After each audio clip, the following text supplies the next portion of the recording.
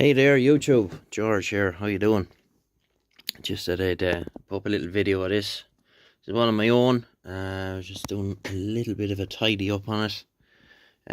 Reason being, when I got this, it had been brought back from America and left in a shed, and was water damaged and also you've seen the previous videos, but must have been sun coming in because a lot of the stuff was faded on it. The original meter, let's see, can you see that? Hang on, hard to do this one-handed. It's all faded in the red zone there, as you see. So I got a load of stuff over from America for one of the boys over in Scotland there, and the deal was he got me a new meter, so we put that in, and that looks quite good now. Just trying to get this to look right. It's hard with the LED. It's two colour from the factory, goes red. So we went through it and just followed the service procedure. I have it on dummy load here. See, you have low, mid and high for the power, so we're on low. 2 watts, 1 2 1 2 1 2 up, and then we'll go to mid. We'll have to change this to the 20 watt scale. 1 2 1 2. It's a 5 watt carrier. 1 2 1 2. Swings to 15. We go to high, and let's see. So a 10 watt carrier.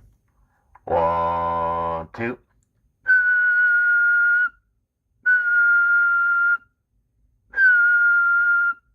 1 2. So it'll hit 30 watts on a whistle, but if you had a power mic or something on it now, it'd be a lot better for it. So go back to low, sideband. 1 2. 25. Go to mid. 1 2.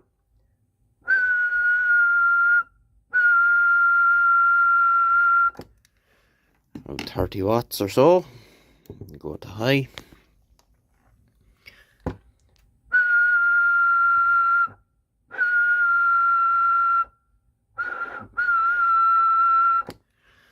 50. So this has in the arse end of it the conventional kind of 1969 driver, or no, final, and that's gone on then into a small single pill PA 2879, and all that was gone. Had to rebuild a whole lot because it had got water damaged and corroded and damaged tracks and stuff like that. So we fully recapped it as well. All Nishikon and Panasonic Gold Series caps in it. This thing is rock solid on frequency. It does not move at all. Unfortunately, it's late in the evening here, so there's nothing on. And yeah, so like I said, we went through the alignment, and this thing has all sorts of madness on it. Let's see, how does this work? To replace all these switches cost me a fortune as well. I had to buy them all. This one I have to put in, it's slightly damaged, so I have to get another one. I have some there probably, but it's slightly damaged, that one. You can have all sorts of fun with this thing. One.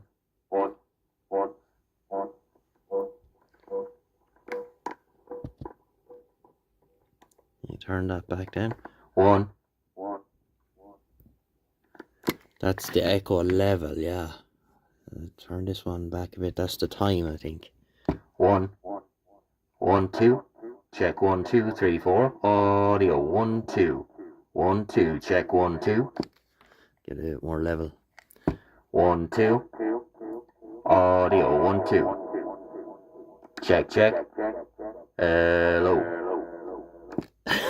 So you'd have all sorts of fun with that. So you push that to turn it off.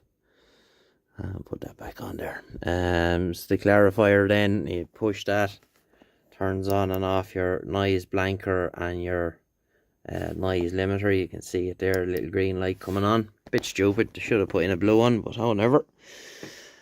So then you have, if I push this here, the talk back goes away. 1, 2, check 1, 2, 3, 4. 1, 2. That's nice. It's got a little modulation light on it there, which even works on sideband. 1, 2, 3, 4, 5. I wouldn't say it does that on FM now, just out of curiosity. 1, 2. Oh god, it does. So whatever way that's set up, it's just the modulation running through that circuit, because a lot of radios, particularly the older ones that had modulation lights, they only worked on AM.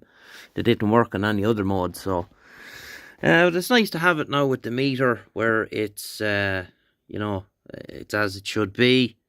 By right, it could do with new cases. I put all new screws in it and the whole lot, but you know, like, it's my own personal radio, so I do like this radio. You know, you read online there, lads going on that they're junk and this and that and other. Hey, I have no complaints with it. I think it's a good radio. Quite pleased with it. Now, an awful lot of work went into it. If it wasn't my own, I probably wouldn't have done it.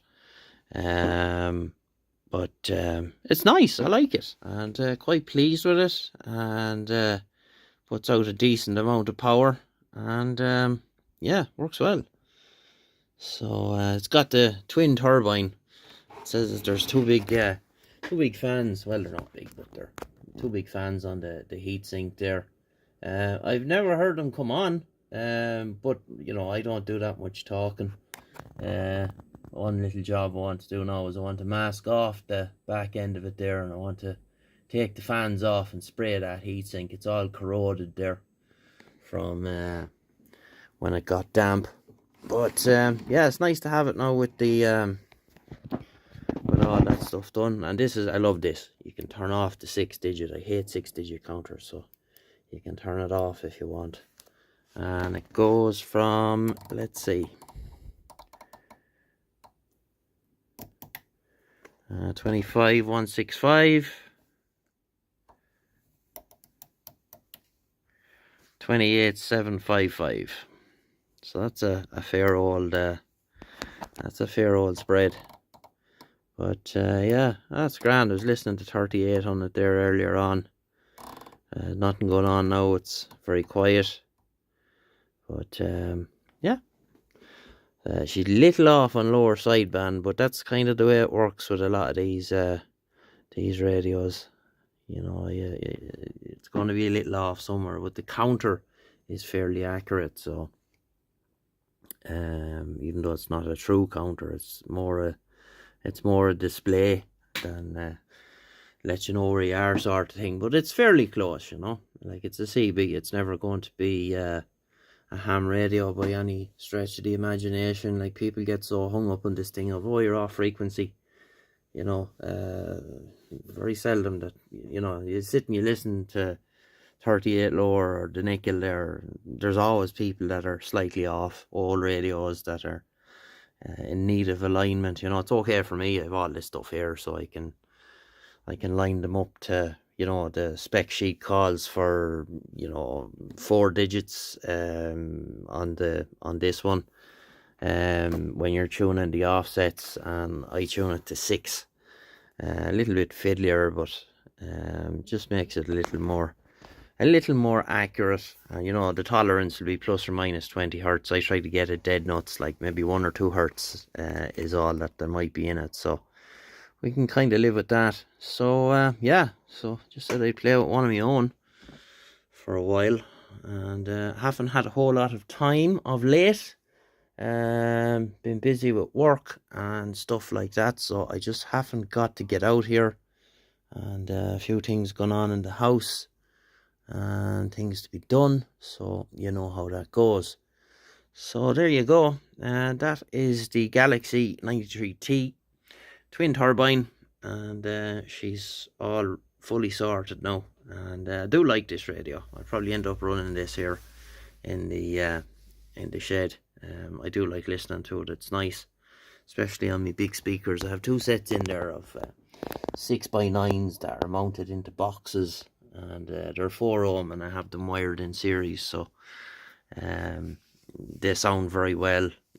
Those are the speakers you hear a lot of the time when I do the live streams and stuff like that, and they work very well. So there you go.